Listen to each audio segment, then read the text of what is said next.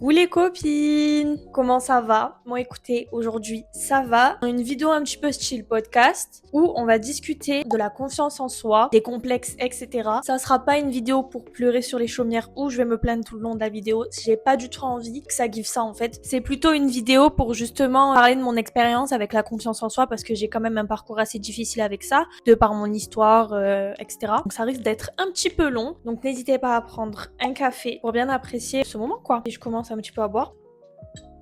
J'ai grave envie de garder mon micro dans la main. J'ai pas envie de l'accrocher parce que sinon je sais pas trop quoi faire de mes mains. Comme j'ai rien à vous montrer, je me maquille pas rien du tout. J'avais vraiment envie d'avoir un truc un peu chill avec une lumière un peu chill. Moi vous voyez, je suis presque en pyjama. Que ce soit un peu une safe place. Bon, on en a marre de ce mot-là, mais pour le coup, je sais pas trop quoi utiliser d'autre comme mot. Je me suis fait une petite note pour parler un petit peu justement de la confiance en soi, parce que sinon, je pense qu'il y aurait des choses que j'aurais oublié d'aborder. Déjà, la confiance en soi, pour moi, ça se divise en deux parties. Donc, il y a la confiance physique et la confiance, si on peut dire, un peu plus mentale. J'ai envie de commencer par la physique parce que c'est souvent à quoi on pense en premier, en fait, quand on parle de confiance en soi. On pense directement à, forcément, physique, à ce qu'on renvoie, à nos complexes. Moi, faut savoir que je suis, à la base, une très très grande complexée. Durant toute ma vie, tout mon parcours de vie, j'ai eu des complexes. Ça a été vraiment, quand je vous dis de tout, ça a été de mes cheveux, ma bouche, à mes joues, à ma peau, à mes genoux, à ma taille, à mon poids. Vraiment, j'ai eu des multiples complexes. À l'heure actuelle, j'ai 21 ans, je vais faire 22 ans. Évidemment, je les ai pas tous réglés. Il y a toujours évidemment une certaine insécurité sur certaines choses. Puis il y a des périodes où ça va bien, vous vous sentez bien dans votre peau. Et il y a des périodes où forcément, vous vous sentez pas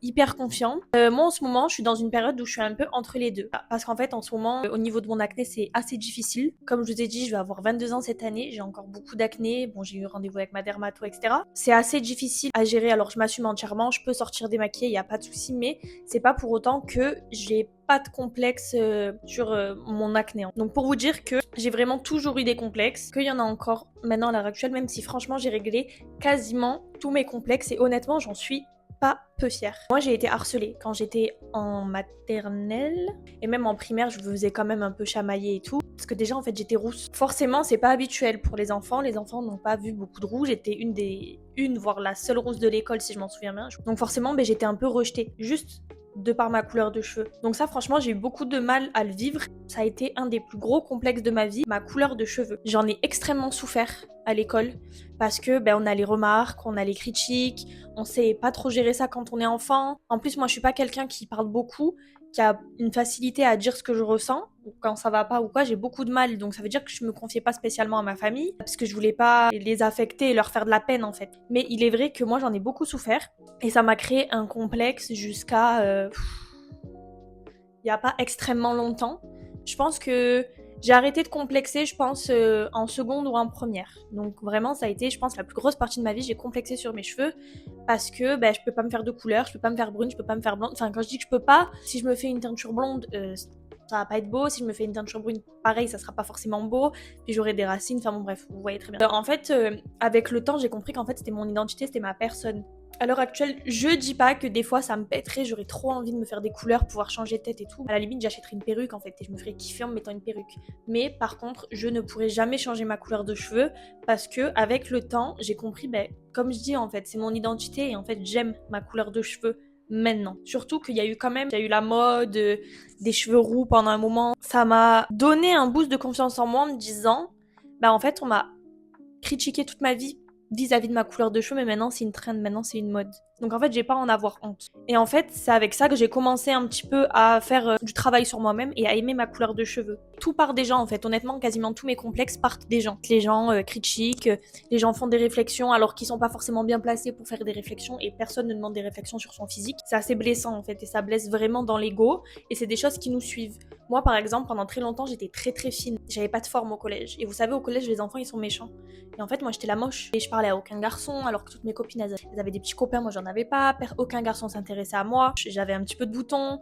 J'étais rousse, j'étais très fine. Je me suis pris beaucoup de critiques dessus. Maintenant, à l'heure actuelle, j'ai le physique que j'ai. J'en suis plutôt fière honnêtement parce que j'ai bien compris que de toute façon, rien ne va changer. Je suis comme ça. Mais par contre, il est vrai que mon poids aussi, ça a été beaucoup de complexes. On dit beaucoup les femmes qui sont un petit peu fortes, tout ça, il y a beaucoup de critiques dessus, de la grossophobie. Mais Par contre, je trouve on parle pas assez des personnes qui sont très maigres, parce qu'à l'époque j'étais maigre, et qui se prennent aussi énormément de physique. Après, pareil, c'est les standards de la société, c'est les normes de la société. Je veux dire, si vous avez du poids, c'est pas pour autant que vous êtes plus moche qu'une fille qui est beaucoup plus fine. Pas du tout, et inversement. Je pense que chacun est à sa beauté, chacun est comme il est, chacun est beau à sa manière. Vous rentrez dans les critères de quelqu'un ou pas, c'est comme ça. Je sais que je plais à des gens comme je ne plais pas à d'autres. Le plus important, c'est d'abord de se plaire à soi. Je reviens à ce que je disais. Il y a beaucoup la prise de parole sur les personnes qui ont des formes et je trouve ça super bien, honnêtement, parce que il y a beaucoup de petites filles du coup qui se sentent pas seules en fait et c'est peut-être plus simple pour elles du coup d'accepter. Mais en revanche, je trouve que la parole elle est pas assez déconstruite sur les personnes qui sont extrêmement fines parce qu'il y a quand même beaucoup les skinny oui, mais moi je sais que j'ai été très très fine pendant très longtemps, j'avais pas de fesses, j'avais pas de hanches, j'avais pas de cuisses, j'avais pas de mollets. Enfin, je veux dire, c'était 2 baguettes et puis voilà quoi. Puis j'avais pas de poitrine non plus, ça aussi ça a été un gros complexe. Mes bras, ça a été un grand complexe parce que je suis grande, donc forcément j'ai des longs bras mais très fins, donc on dirait Slenderman. Je trouve que la parole elle est pas assez prise sur justement les filles qui sont très fines parce que je vous jure, je peux vous l'attester, qu'on se fait aussi extrêmement juger et extrêmement tailler sur notre maigreur. Directement le ah mais t'es anorexique. Alors que bon, l'anorexie c'est une maladie. C'est extrêmement grave d'avoir ce genre de propos là parce que déjà pour soi-même c'est hyper complexant et pour les personnes qui sont vraiment anorexiques. C'est horrible de dire ça à quelqu'un qui ne l'est pas en fait parce que c'est une vraie maladie. Tout ça pour dire que vraiment, moi la plupart de mes complexes physiques ça a été donné par les autres. Sinon je pense honnêtement que sans tout ça, sans l'avis des autres sur mon physique, je pense que j'aurais pas eu autant de complexes. Honnêtement. J'en aurais eu, je pense, parce que on se compare toujours aux autres. Et franchement, ça a quand même créé beaucoup de séquelles parce que du coup, on se sent quand même toujours en insécurité parce que on se sent hyper moche, quoi. Et on n'ose pas forcément aborder les gens parce qu'on va se dire peut-être qu'ils vont se moquer de nous, peut-être que si, peut-être que là, alors que des fois, en fait, les gens, ils s'en foutent. À un moment donné, j'allais à la salle de sport, ça me faisait énormément de bien mentalement, surtout que c'était dans une période de ma vie où physiquement, j'avais beaucoup maigri parce que ça allait pas du tout et en fait je m'acceptais pas. Je m'acceptais pas mentalement, je m'acceptais pas physiquement. Donc en fait c'était un cercle vicieux parce que je m'acceptais nulle part. En fait juste je me regardais dans le miroir. En fait je ne me regardais pas dans le miroir. Non, j'esquivais le miroir parce que je me trouvais dégueulasse. Et en fait aller à la salle de sport ça m'a fait beaucoup de bien. Mais ce qui m'a fait encore plus de bien c'est de me dire j'y vais et en fait personne me regarde. En fait je suis quelqu'un parmi tant d'autres et je me sens pas jugée. Et ça m'a fait beaucoup de bien. Ça m'a beaucoup aidé à déconstruire cette idée de tout le monde me regarde, tout le monde me juge, tout le monde me critique. Alors que pas du tout. Parce que même moi, je suis dans la rue, je ne regarde pas les gens. Comment il est, en fait, je m'en fous. Je regarde pas les gens. Et en fait, la plupart des gens sont comme ça. Évidemment, pas tout le monde, mais il y a beaucoup de personnes qui sont comme ça. Et moi, la salle de sport, sur ça, déjà physiquement, on prend confiance en soi. Et mentalement, ça aide vraiment à se dire, mais en fait, c'est bon. Il n'y a pas tout le monde qui te regarde. N'aie pas peur. Enfin, ça m'a aidé à un peu surmonter cette anxiété un petit peu sociale que je pouvais avoir. Après, comment j'ai réussi à pallier à tous mes complexes? Honnêtement, moi j'en ai encore quelques-uns. Je sais que j'ai mes dents, mais parce qu'après moi j'ai eu un gros traitement orthodontique, ce qui a fait que je fais une fixette sur mes dents. Je m'approche, regardez. Elles sont pas immondes mes dents, mais en fait moi je vois plein de petits problèmes. Par exemple, celle-là, elle est en train de monter sur celle-là. Et moi je vois que ça dans le miroir, vous voyez. Là, je me regarde dans le retour. Je ne vois que ça et ça me dérange énormément. Enfin, comme j'ai quand même les dents droites, même si celle d'en bas elle s'écarte, mais je peux pas me mettre un appareil pour si peu en fait. Donc voilà, c'est comme ça. J'y fais pas attention, je passe au-dessus, mais ça n'empêche que quand je regarde, je fais une fixette dessus et je complexe aussi. Voilà. Actuellement, comme je disais, mon acné, c'est mon plus gros complexe en ce moment. Je pense que quand je n'aurai plus d'acné, ça va m'enlever un gros poids. Après, ma taille, ce n'est plus un complexe parce qu'en fait, je m'aime comme je suis. J'ai compris qu'être grande, après attention, je suis pas très très grande, je suis 1m73. Toujours été la plus grande de mes copines, des fois je faisais la taille des garçons, que je me sentais bien dans ma peau comme ça avec ma taille. Voilà, je pense qu'il faut savoir s'accepter. Après, c'est sûr que je me suis toujours comparée aux gens, même maintenant encore, des fois ça m'arrive de me comparer aux meufs sur les réseaux. C'est normal. Après, je pense qu'il faut pas croire aussi tout ce qu'il y a sur les réseaux. Je pense qu'il y a des bêtes de meufs qui n'ont pas confiance en elles, alors que nous, on se compare avec elles et qu'elles se comparent avec d'autres filles. Je pense que ça a toujours été comme ça, c'est un peu un cercle vicieux et je pense qu'on n'est pas prêt d'en sortir, surtout avec les réseaux sociaux et tout. Ça fait un peu discours d'ancienne, mais c'est la vérité. Parce que ça reste quand même le culte du corps, le culte de la beauté. Et encore, je trouve que là, les dernières années, ça s'est quand même vachement évolué. Il y a quand même beaucoup de femmes qui montrent plus leur acné, leur cellulite, leur vergeture, qui parlent beaucoup plus des complexes, entre guillemets, qui est censé être dans la société. Et ça, je trouve ça hyper bien, parce que en fait, ça nous permet de s'accepter, parce qu'on se dit, ok, elle en a, elle se kiffe, alors pourquoi moi je me kifferais pas? Franchement, ça m'a quand même pas mal aidé dans le processus de m'aimer. Après, c'est des remises en question, honnêtement. C'est soi-même et soi-même. C'est toi et toi pour apprendre à t'aimer. C'est un parcours, hein, honnêtement. Ouais. Moi, j'ai fait des trucs pour grossir. Je me gavais pour me dire, je vais grossir, je vais grossir. Ça ne m'a quasiment pas fait grossir. Parce que mon métabolisme, il est comme ça. Moi, je pars du principe où tous les corps sont beaux. Faut juste savoir s'accepter et savoir se mettre en valeur parce qu'évidemment, tout ne va pas à tout le monde. C'est une réalité. C'est pour ça que les morphologies existent aussi. Moi, il y a des pantalons ou des jeans que je ne peux pas mettre parce que ça ne me va pas. Et une copine qui a pas du tout la même morphologie, ça lui va trop bien. Et inversement, je pense qu'il faut savoir, voilà, se mettre en valeur. Et déjà, à partir du moment où on sait ce qui nous va pas, et où on arrive à se mettre en valeur, ça aide beaucoup pour la confiance en soi. À partir du moment où j'ai commencé un peu plus à m'intéresser un petit peu aux habits, où j'ai commencé vraiment à trouver mon style et à me sentir à l'aise dans mes vêtements, et ben à partir de là, ça a débloqué quelque chose chez moi. Je m'habille, je sens que je suis bien dans mes baskets, genre. Un petit peu comme ça, que j'ai réussi à m'accepter. Après, bon, ça reste difficile, mais c'est un travail de longue haleine. Des années, j'avais pas autant confiance en moi que j'ai actuellement. Je dis pas que j'ai confiance en moi à 100% et que tous les matins je me lève et je dis waouh, le soleil brille, je suis une bête de meuf. Non, c'est pas vrai. Je pense qu'il faut quand même savoir s'aimer un minimum pour pouvoir avancer dans la vie. Parce que si on s'aime pas, ça pareil, hein, ça reste mon avis, mais je pense que si on s'aime pas, on n'arrive pas à savoir ce qu'on mérite et notre valeur, et du coup, c'est à ce moment-là qu'on rentre dans des schémas de relations toxiques, amicalement parlant, familièrement parlant ou amoureusement parlant. Attention, je parle vraiment de schémas toxiques dans toute relation possible. Parce qu'on va accepter des choses qu'en fait on devrait même pas accepter parce qu'on vaut pas ça et on mérite pas ça. Mais si on n'a pas confiance en soi, comment voulez-vous refuser ces comportements-là? Parce qu'en fait, comme on s'aime pas, eh ben on pense qu'on mérite. Alors que pas du tout. Aucune personne ne mérite d'être traitée comme un moins que rien. On mérite tous d'être traités à notre juste valeur et correctement. Mais après, c'est à nous de mettre des limites et c'est à nous de savoir imposer ce qu'on veut pas. À recadrer un petit peu, des fois, des comportements qui nous plaisent pas. Enfin, j'ai été dans des relations très toxiques. Je vous ai dit dans tout style de relation hyper toxique jusqu'au moment où j'ai décidé de couper court à plusieurs relations parce qu'en fait je m'y retrouvais pas et ça me faisait plus de mal qu'autre chose. C'est à ce moment-là que j'ai compris, où je me suis dit je ne mérite pas ça, je ne vaux pas ça en fait. Et à partir de là aussi pareil, ça a débloqué quelque chose chez moi où je me suis dit plus jamais j'accepterai ce type de comportement-là parce que je mérite bien mieux que ça et je mérite qu'on me traite bien mieux que ça. On a tous eu des relations toxiques, on en aura tous, je dis pas que j'en aurai plus jamais, je dis pas que j'accepterai pas encore des comportements toxiques. Voilà, on ne sait pas de quoi il fait demain, mais petit à petit, on sait ce qu'on veut, on sait ce qu'on vaut, parce que on a confiance en nous et on arrive à se suffire à soi-même. À l'heure actuelle, une relation, si elle ne m'apporte pas que du positif, en fait, tu fais pas partie de ma vie. J'ai pas besoin de plus dans ma vie. Parce que j'ai un bon entourage, j'ai une bonne famille qui m'aime, je les aime, je m'aime. Donc, pourquoi je vais m'infliger quelqu'un qui ne sert à rien dans ma vie, qui ne va pas m'apporter, qui ne va pas me tirer vers le haut, qui ne va pas me traiter correctement? Pourquoi faire? C'est ma mentalité, je ne dis pas que c'est forcément la bonne. Moi, je vous partage juste mes expériences et mes avis sur les choses. Mais attention, le mental, dans tout ce que je vous ai dit sur les relations, joue aussi énormément. J'ai toujours été une enfant qui ne me suis jamais sentie assez, jamais sentie à ma place, jamais sentie écoutée. J'ai toujours été comme ça, je me suis toujours sentie de trop. Mais parce qu'en fait, je ne m'aimais pas. Et j'arrivais pas à m'imposer, parce que j'arrivais pas à m'entourer de bonnes personnes. Ou même je parlais, des fois ça m'est arrivé qu'on ne m'écoute pas, qu'on me snobe complètement. Et du coup, pour pallier à ça, j'étais obligée d'embellir ma personnalité et de devenir un petit peu le clown.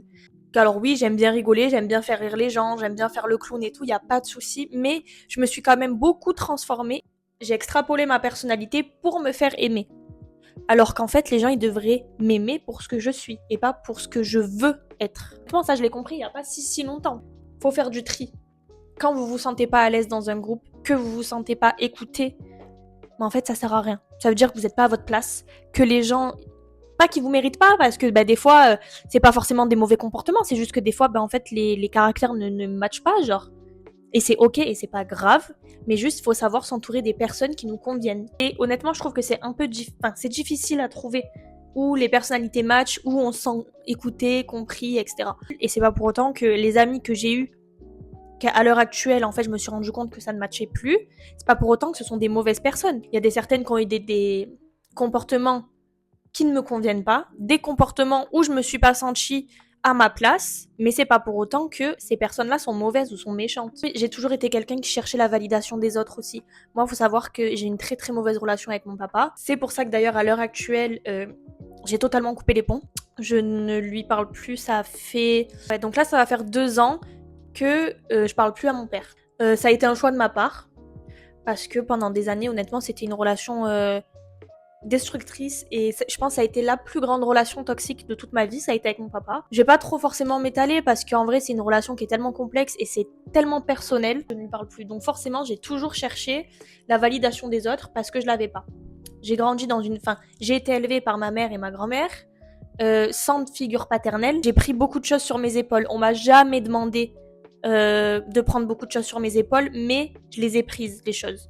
Ça veut dire que j'ai grandi plus vite que les gens de mon âge, donc déjà ça a créé une scission, que j'ai toujours traîné avec plus grand que moi. Même si j'ai une certaine maturité, j'ai pas leur maturité parce qu'on n'a pas le même âge. C'est difficile. J'ai été autonome beaucoup plus vite. Moi, je le vois, mon frère, il va faire 15 ans cette année.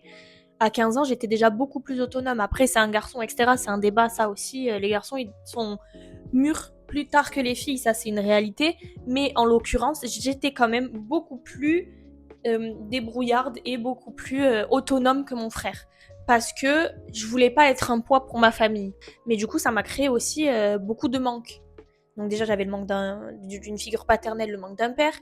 J'avais, moi-même à l'heure actuelle, j'ai un gros problème avec l'autorité. Pour me recentrer un peu sur le sujet, je m'écarte, évidemment, ça je m'en doutais que dans ce podcast, j'allais m'écarter. Voilà, donc je disais que j'ai toujours été dans la recherche de validation des gens parce que, en fait, j'avais tellement pas confiance en moi à l'intérieur, je me suis jamais sentie assez, j'avais toujours besoin de me sentir validée. Et même à l'heure actuelle, ça va mieux, mais quand je fais quelque chose, que moi je trouve ça sympa et tout, j'ai besoin de le montrer et de demander si c'est bien ou pas. Être sûr que c'est bien, demander vraiment cette validation. Je l'ai de moins en moins parce que je grandis, je mûris, jeune femme, donc forcément, voilà. Mais ça n'empêche, je ne peux pas dire que je ne l'ai plus, cette recherche de validation. Forcément, j'ai une grande peur de l'abandon, toujours du fait de mon enfance. J'y travaille encore aujourd'hui, mais c'est extrêmement difficile. Mais ça nous rend zinzin. On a toujours peur de mal dire les choses, on a peur que la personne elle nous lâche. Franchement, ça va mieux qu'à une certaine période de ma vie, parce que j'ai compris que si les gens ils veulent partir, peu importe ce que tu veux faire, les gens ils finiront par partir. Mais ça, c'est très difficile à le mettre en place. Le comprendre, le conscientiser, c'est quelque chose, mais alors le mettre en place, c'est encore autre chose. J'ai plus envie de me rabaisser pour que les gens restent dans ma vie. Maintenant, j'ai compris que, en fait, tous les efforts, c'est donnant-donnant. Si moi je fais des efforts et que je me tue pour la relation et que toi tu n'en fais pas, on va devoir se séparer parce que je ne peux pas me tuer émotionnellement avec quelqu'un, en fait, ça en tape. Et pareil, je parle de toute relation. Voilà, la peur de l'abandon, ça a été ça a été quelque chose quand même, surtout dans ma seule relation. À ce moment-là, dans ma vie, je pensais que j'avais que cette personne-là et que si cette personne-là partait, je me retrouvais seule au monde. En l'occurrence, c'est complètement faux, mais sur le moment, vraiment, c'est ce que je pensais, quoi. Ça a fini par se terminer, je me suis rendu compte que j'étais très très loin d'être seule et qu'on s'en sort aussi très bien sans la personne qu'on pensait que sans elle, on allait mourir. C'est à partir de ce moment-là où cette blessure de l'abandon, j'ai réussi un peu à la guérir en la vivant. C'est peut-être un peu paradoxal. Tout ce que je dis, j'espère que vous allez un peu le comprendre. Peut-être que je suis hyper brouillon dans mes propos. J'avais tellement peur qu'il parte que je faisais tout pour le garder. J'acceptais tout.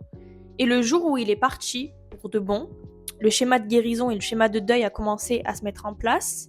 Et en fait, à partir de là, je me suis rendu compte que si une personne veut partir, elle part. En le vivant, j'ai su plus ou moins surmonter cette blessure-là. Et je me suis dit clairement, en fait, si la personne veut se casser, elle se casse, genre. Moi, je ne vais jamais retenir quelqu'un.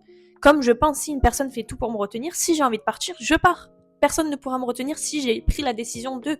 Moi, j'ai toujours été en quête d'amour. Pour le coup, la quête d'amour, ça a été vraiment un mix de ma confiance en moi, physique et mentale. Pareil, on va se rabaisser à faire des choses et on va accepter des choses parce qu'on veut être aimé. Sauf qu'en fait, on va juste attirer les pires personnes parce qu'on est des proies entre guillemets faciles. Parce qu'ils vont voir qu'on est en quête d'amour et qu'on peut tout accepter. Donc forcément, en fait, on va attirer les cafards du coin. J'ai beaucoup souffert plus jeune, que toutes mes copines avaient des chéris, que toutes mes copines parlaient à des garçons et que moi non. On se met dans des gamberges pas possibles en se disant c'est quoi le problème chez moi ? Ma belle, t'as pas de problème. C'est juste que je pense que tu t'aimes pas assez. Je pense que d'abord, il faut savoir s'aimer soi avant de aimer quelqu'un, avant que quelqu'un nous aime. Après pareil, moi c'est mes idées, je dis pas que ce sont les bonnes, et que je prêche la parole divine. Pas du tout. Si vous voulez prendre, vous prenez. Si vous voulez pas prendre, vous prenez pas. Je pense juste que si on s'aime pas assez, je dis pas de s'aimer à 100% parce que je pense que personne ne s'aime à 100%. Et demain, si pour X ou Y raison que ça se termine bien ou pas bien, ça se termine avec cette personne-là. J'ai construit ma relation de moi à moi avec cette personne-là. Si cette personne-là, elle part, j'ai plus de relation avec moi-même puisque en fait, j'ai construit ma confiance en moi au travers des yeux de cette personne-là. Enfin, je sais pas si vous voyez ce que je veux dire. Je pense que c'est un sujet, l'amour, où je pourrais en parler pendant des heures. C'est encore autre chose, c'est encore des sujets difficiles qui sont hyper larges. Tous ces points-là de confiance en soi, c'est hyper difficile et c'est un travail de longue haleine avec soi-même. Voilà, là en ce moment, comme je disais, je suis dans une période où je suis pas forcément 100% en accord avec moi-même. J'ai dû prendre des choix dans ma vie qui ont pas été très faciles. J'ai beaucoup réfléchi et je me suis demandé si c'était le bon choix. Est-ce que je le fais? Est-ce que je le fais pas? Physiquement, c'est pas dingue non plus, surtout au niveau de mon acné, comme je disais, là j'ai une poussée d'acné qui est arrivée, c'est un truc de dingue. Mais bon, j'espère que ça va soigner, par passer. Puis au pire des cas, si ça ne passe pas, je ferai Roaccutane. C'est une période, je ne vais pas mourir avec de l'acné, je me bouffe pas la vie. On m'a dit de tout, hein. Par contre, ça m'a forgé mon caractère. Je me laisse plus faire du tout, quoi. J'ai appris à avoir du répondant. Je pense que si tout ça, ça ne m'était pas arrivé, enfin je dis ça, j'ai pas vécu non plus sous les bombes, attention, hein. Si j'avais pas eu toutes ces critiques-là dans ma gueule, je pense que j'aurais pas la personnalité et le caractère que j'ai actuellement. Puis en fait, je pense qu'il faut aussi savoir tirer le positif des épreuves. La vie, elle est pas facile, la vie, elle est pas simple, la vie, c'est pas un long fleuve tranquille. Il y a beaucoup de négatifs, peu importe ce qui se passe, peu importe l'épreuve, mais il faut en tirer du positif dans le sens, maintenant, je réagirai plus comme ça. Maintenant, voilà, je sais comment ça se passe, j'accepterai plus. Il faut aussi savoir remercier la vie, mais avant tout, faut savoir se remercier soi-même, d'être comme on est, d'avoir surmonté n'importe quelle épreuve. Ça aussi, la confiance en soi passe par là, par savoir se remercier, savoir se pardonner si on fait des erreurs. Si quelqu'un me fait une crasse et que je l'accepte et qu'il continue à faire ses crasses et que je continue à l'accepter jusqu'à un moment, même si je décide de ne plus lui parler, je pardonne la personne pour être apaisée en fait. Mais avant tout, je me pardonne à moi-même d'avoir accepté tout ça. Parce qu'en fait, sinon, tu te flagelles. Tu te dis, mais pourquoi j'ai accepté ça? Je suis qu'une merde. J'aurais jamais dû. Je me le suis dit, ça, attention. Mais en fait, après ça, je me suis dit, de toute façon, tu l'as fait. Tu pourras rien changer. Voilà, fin d'histoire maintenant. Pardonne-toi. Tu sais que tu feras plus les mêmes erreurs. Tu sais, ok, genre, ça y est, on avance, Mago. Désolée, on m'a appelé. Donc en fait, le cadre a sûrement bougé, la lumière a sûrement bougé, mais bon bref, la confiance en soi, c'était un sujet hyper large, qu'on pourrait en parler pendant des heures, et chaque personne dirait des choses différentes.